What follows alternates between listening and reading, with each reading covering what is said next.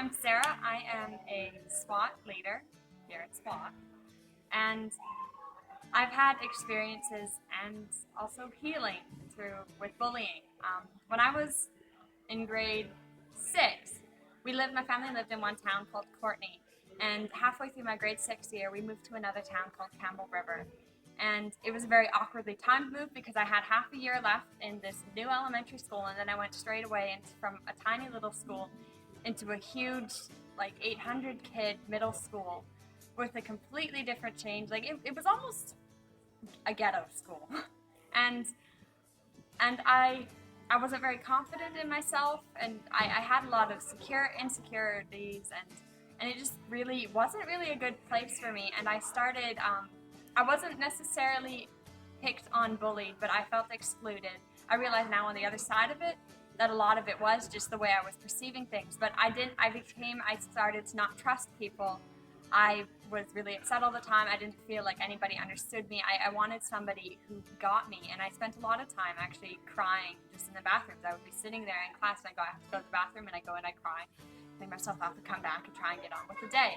And so I spent a couple of years there, and then we moved back to Courtney into a Christian school. And it was really good coming into a Christian school because I was able to have a place where I felt a little bit safer.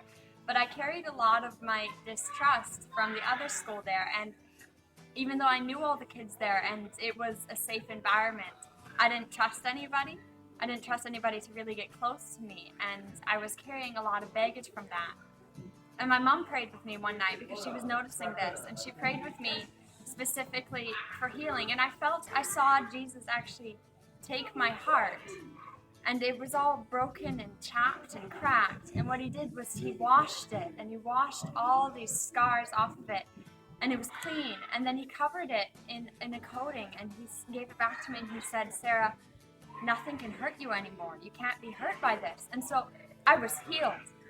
But he didn't stop there, because I went to a teen camp then. I was about grade 9, and there was a night that was for forgiveness, and I felt God saying I needed to forgive people. So I went up and I got prayer, and I cried a lot because I cry a lot, and I was able to specifically out loud name the people I felt had hurt me and forgive them. And so I was healed, and then I was set free because I came out of that, guys, and I'm telling you, I forgot I had been bullied.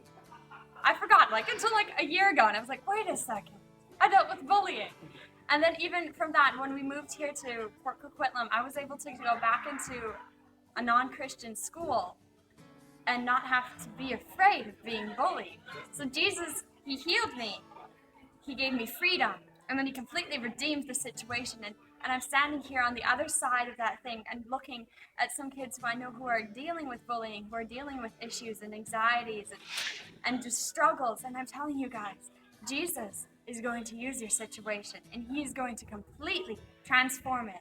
So don't be afraid. What I want to leave you with is don't be afraid, and just trust the journey. Trust what God has in store for you.